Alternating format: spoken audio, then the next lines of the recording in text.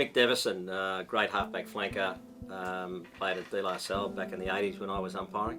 He played most of his football as a key position player, yet really, you would say, wasn't quite or shouldn't have been tall enough or big enough to be a key position player. Yet he had extraordinary courage, and I always remembered thinking about Mick as being a human wall where you just couldn't get the ball past him. It didn't matter whether he was playing on a taller player or whether he was being overrun. You would always think, look, as long as Mick's there, we're still in the hunt.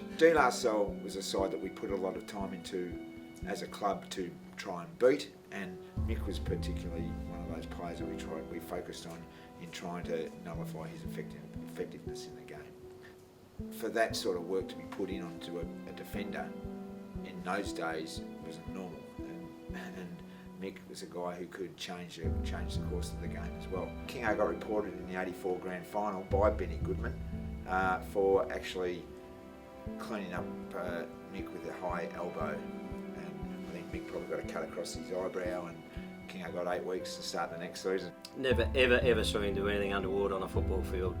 I can recall a grand final between Salle and Ormond when Mick had his eye split open and had to require a few stitches, and I reported a certain player from Ormond who got duly suspended against Mick in a grand final. Mick himself was a very fair player, wonderful Big V representative, and it's a tribute to him. I'm rapt to see him get inducted into the Big V. He was an amazing team player. We always sort of put the team first, and I think that was shown in his courage. He was a great smotherer.